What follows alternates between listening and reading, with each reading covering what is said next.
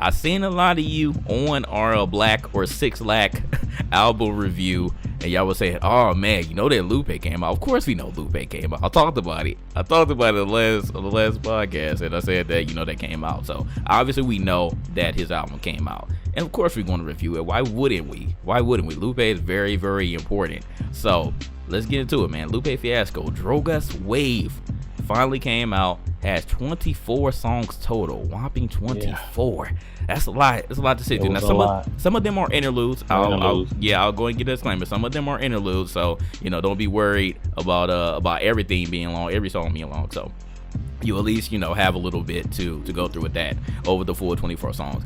My favorite songs, I would say, is probably Down. I think that's probably going to be the most controversial or most talked about song. I like Manila, and I like Allen Forever. I thought that was a really cool song. But I actually had a good amount of songs I liked on there, but I would say those are probably my favorite. The features on here come from Nicki Jean, who's on a lot of his songs. She's been on a lot of his songs from Teto and Youth. So she definitely been a really big feature for Lupe. Crystal Torres, Troy Irons, Simon Says, Ellen Pender Hughes, and Bishop Edgar Jackson saying the sermon on one of these songs. So man, Fly, I'm gonna go ahead and ask you first, man, because I know that you took a little time to listen to it whenever you had to find time, because I know 24 songs is a lot. But how'd you feel about this one? And a lot of people, and I kind of forgot myself, because I ended up switching services because I was using Apple Music for a while, and then I switched to Spotify, and I actually forgot to put Drogas, the first one, on here, but we're not going to really compare it to that one. I want to really compare this one more to Teto and Youth. How did you feel about Drogas Wave compared to Teto and Youth? Because he definitely had a Miro Jr. on here. I saw that song, and he also had Stack That Cheese, which was more that was more along the lines of comparing it to The Cool when he had that song on there. I forgot the name of it, but I know it was very similar to it. This was kind of like a continuation or the reverse of that song. But how'd you feel about this album compared to Teto and Youth, which in my opinion is probably one of my favorite Lupe albums that he's had in his catalog today? Teso is probably is my third favorite from Lupe. Hello? Yeah, I'm here. Oh, okay. I was making sure you could hear me. I think it was my third favorite album from his. Teso and Youth was. Do you feel like this one was more of a continuation of Teso and Youth as far as the actual content? Yeah and no. I think I remember we were talking about it before any of us even listened to it. I was like, well, before I listened to it, I'm like, man, what is it? Is it giving you a Teso and Youth vibe or more like a Lasers vibe? He's like, no, it's not Lasers. He's like, I'm like, all right, thank God. So I did. It was some hints of some stuff from Lasers in it, but not in a bad way. The reason being, it was just different stuff in it. Like it was traces of like every album that he's done prior to this one in that one. And I'm not saying that's a bad thing at all. I mean, it was just it was kind of like this album. I got the sense of he wanted you to see his evolution from Food and Liquor until now. Okay. So that's just the vibe I got from it. I mean, it was definitely a lot to listen to. I kind of had to like split it up like in a 2-day span for me listening to it. I listened to maybe like half of. I got to like maybe track 13 a couple of days ago, and then I listened to the rest of it last night. So it was just like, okay, it was actually I didn't get the. I know it was some people I seen that was criticizing it. I think it was like unjust, but then I seen some people that was praising it, saying it was his best work. I was like, nah, I don't know about that one, but so I think it was more so middle of the road between because my favorite album of his was The Cool. Okay. And Teso and Youth was dope too. So I think I would put it like right in that area. Between The Cool and Teso and Youth, I just put it like somewhere in there simmering. I can't say it's like in the middle. I can't say it's in front of this one or behind that one so much. I would say me personally, I can't say I like it better than either of those two. Okay. So the subject matter, or at least on the first half, was very, very heavily influenced on talking about slaves. And I remember TBH, the specific song was called Down. And if you listen to the hook, he was talking about like basically all of the animals in the sea. And when he was first listening to it, he was like, "What is this? I don't know what he's referring them to." He was like, "Is it slaves or what?" But he like, the seahorse, my homies. The lobsters are cool. They are not fools. Like it was a lot of things on there, and he was just very confused. He was like, "Is this some super deep stuff or what?" But yeah, definitely a lot of these songs in the first half, or at least I would say the first third, were referring to slaves. So again, like I would say for anybody who at least like has half of a brain, you gotta listen to this album at least 2 or 3 times, I would say, to like fully get everything. And still for me, I really didn't catch everything. I would have to like thoroughly listen to every song like multiple times. Most people never do. Even the most conscious person claim to know everything and pick up on everything. You'll still miss out on it the first time. This is definitely true. But one of my criticisms for Lupe, and this is again while we talk about lasers, because lasers he had no control over, and you can instantly tell like this wasn't Lupe at all. Lupe definitely has a wide range of subject matters, but he talks a lot about the past or whatever, and how it refers to a lot of black people and how we are today. But with this one, with Drogas, you can definitely 100% tell that he had full control. Again, with Tetsuo with Youth and with Drogas as well. So pretty much everything after lasers, he had full control over again. And I really like that, because again, you can really just tell like his prowess, and everything that he truly wants to do is getting spilled out all over these records. But one of the things that I'm very happy about, and again with Tetsuo with Youth, this is what I was praising that album about, is the production. The production is on point. Like, even if you're not catching everything that he's saying, because again, like I wasn't catching everything he was saying in the first listen, it sounds aesthetically pleasing, and that's what I really, really enjoy. Starting off with Manila just had a good sound to it, and that's why I really enjoyed that song. Down had a good sound to it, even though the hook sounded weird at first until you were really listening to what he was saying. It had a good sound to it, and this is what I'm trying to get at. It doesn't matter what you're saying. You could be the smartest person ever, you can be the wisest person ever, and you can give us a bunch of bars and metaphors and stuff, but if it doesn't sound pleasing to me, nobody's gonna listen to it.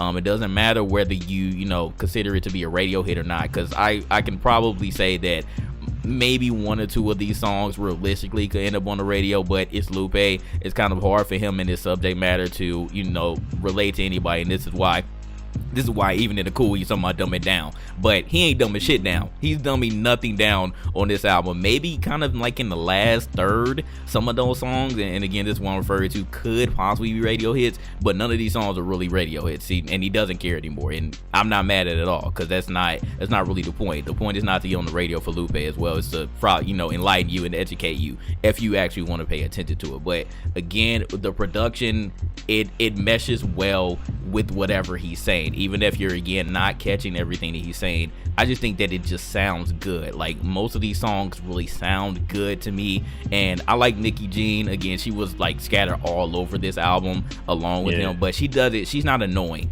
I actually like her voice. I like her voice meshing with Lupe, and that's probably why he really enjoys her. So, Flock, there's not like a Skylar Grey feature. Oh no, not at all. You kind of get tired of it. Yeah, I absolutely get tired of her. So but Nicki G, she's not that type. But how'd you feel about the production on Drogas Wave? It was really good. I liked it. I did like it. And when I listen to Lupe, when he's like really in Lupe mode, I know some people, like the hardcore fan, gets him.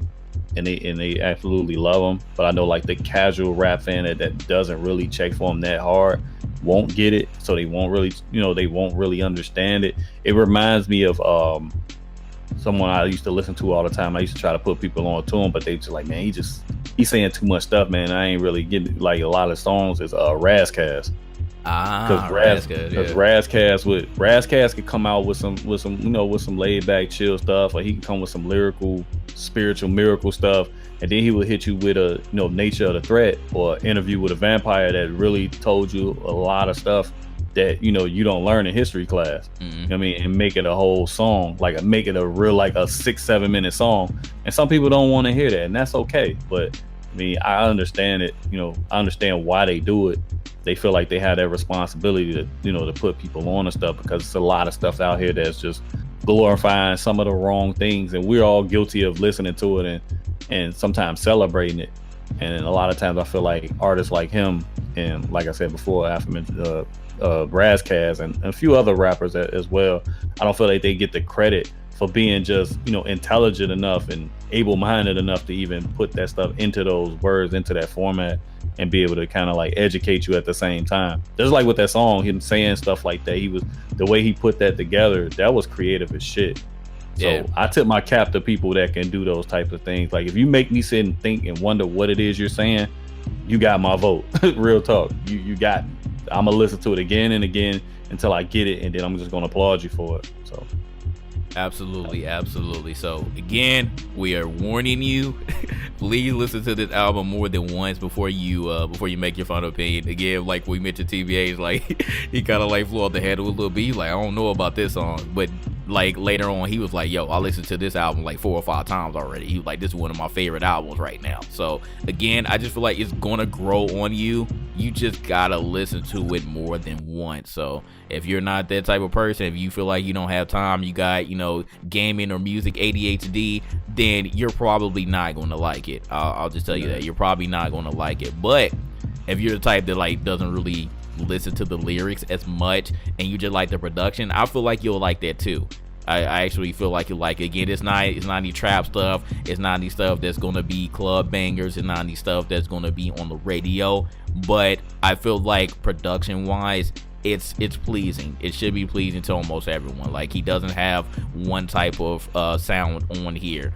So if you listen to it like in thirds, I would say like 8 songs each, you'll definitely get a different sound. Cause like the first third definitely sounds a lot different than the second third and the third third to me. So again, that's just what I want to tell you all. But I really enjoyed it though. It's definitely not one of my favorites, my top 3, because I would say probably my favorite would be The Cool as well. And then, because I kind of want to put Test on Youth. I kind of want to put Test on Youth to be number 2, man. I kind of fight with it, but I do really like Food and Liquor, obviously. Like that's class. But oh yeah. We don't talk about 2 because that was the beginning of the downfall. I really did like Food and Liquor too. I could already tell that he was losing control of his sound there, but. Man, yeah, Food and Liquor was really good too. But man, I like Test on Youth a lot. That was just like a great comeback in my opinion. So I think I might edge that as being my number 2. And then what is your favorite song off of The Cool? I'm just curious. The Cool. One of my favorite songs has to be Dumb It Down. It has to be Dumb It Down. Mine is Fighters. Fighters was good. Fighters was good. But yeah, I mean, it's a good number on there. But Dumb It Down has to be one of my favorite. I mean, Superstar, that was that radio hit. Radio hits. I kind of stay away from. I liked it at first, but then once you listen to the album, gets hold to them. Yeah. Yep. And then Go Gadget Flow. Go Gadget Flow was so dope when it came out. I just really love that beat. That beat was so fire. And then, Paris Tokyo, that's another good one. But like, man, I'm just looking back at this album. I'm like, oh, this album was so good. That's a complete album. This album was so good. People like to throw that classic word around, man, and they only have like maybe 2 songs that you can remember on there. Like, name me the best 3 songs. But you gotta say all that. It's not that great. Yeah, this is true. But that was just a really good album. So yes. But yeah, it'll have to be Dumb It Down for me. But Go Gadget Flow is probably a really, really close second. But yeah, just listen back to that. I wanna listen to that one again because I forgot like how many good songs I liked on that, man. So there you go. But again, let's get back to Drogas Way. But yeah, man, 24 songs. When I first saw that, I was like, damn, this is a lot, when man. I looked at it, I was like, oh boy, Jay. I'm like, here we go. Here we go with this. But yeah, you kind of gotta listen to it in waves, like Flock said earlier. and then I feel like you will learn to enjoy it a little bit more. But if you're trying to listen to it straight through, it does kind of become a chore. But like I said before, it has interludes on there, so you can kind of just skip those. Or if you're trying to like get the full feel, then you'll just listen to it straight through. But that's kind of what Test on Youth had too, with summer, fall, and winter and spring. With that, so but it was still like only 16 songs on there compared to 24. But he had a lot. He definitely had a lot in his repertoire with this, because this should have came out a long time ago. That's why he brought out Drogas Light, and then he brought out Drogas Wave. So I think that a third is coming. I think that I originally remember him saying that he's gonna do a 3-part of this one. So I don't know how much longer, if that's true. I don't know if he's gonna how long it's gonna take for him to come out with that one, but we will see. I can definitely tell that we're not going to get another laser, so thank God.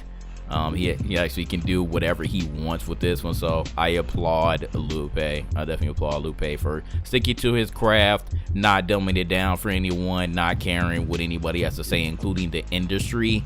So this was a really good album, man. Again, not one of my favorites from Lupe, but it was a very, very solid album that's not lasers or food and liquor too. It's solid. It's Lupe, and we can fully tell that he bled everything, all his heart on this album. So out of 5, what would you give Drogas Wave Flock?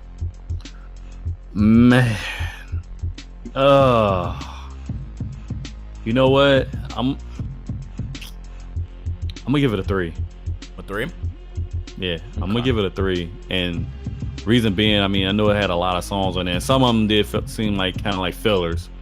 I'm not gonna lie, a few of them did seem like fillers, but it was just kind of like I based it on the quality of the songs that I actually liked and that were actually there. And did we even talk about the songs we liked on the album? Oh yeah, you didn't mention their songs. Sorry. Yeah, I mean, my favorite. I mean, I liked the ones I liked the most was Manila, Imagine, and Muro Jr. Those were my favorite. My favorites out of all of them. Yeah, it was just like the quality of the actual songs. That's what boosted it up for me. It was a lot of fillers, a few fillers. I won't say a lot, but a few fillers on that. But the songs that I like, man, when I say I like them, I like really thoroughly like them. Mm-hmm. So I give it a 3. Give it a 3. Okay. I'm going to give this one. I would give it a 3 as well. I wanted to give it a 3.5, but it was kind of a little long for me. Again, I don't want to dock it a whole bunch of points on it, but I just feel like, again, in this time and age, it's just a little bit too long for my taste. I can listen to it, but listening to it all the way through does kind of get tiring, especially when there's a lot more music to listen to. I mean, it's technically a double album. Yeah, it does get like that. It definitely could have been split in half, and it could have been another Drogas. But again, that's why I say I don't know what he's going to do. I don't know if he's going to bring out a part 3 or what. But he definitely had a lot of music that he was just holding to drop. So I'm glad he did drop it, but again, it's definitely a little long for my taste. And I do like the interludes, but again, like it kind of just brings in that filler type of thing for me. Like I could do without it. I understand he's trying to like paint a full picture, but I could still just do without it, without all the interludes. So it's all good. Again, I'm not gonna dock a whole bunch of points, but I'm gonna give it a 3 as well, just because it was a little long for me. And like you said, it was just kind of some fillers just thrown in here. It could have been cut down to half, and I would have probably given it a higher score. So that is our review on Drogas Wave. So we both give it a 3. Again, not a bad album at all. It's actually probably one of the dopest albums that's come out hip hop wise this year, in my opinion. But yeah, that was it.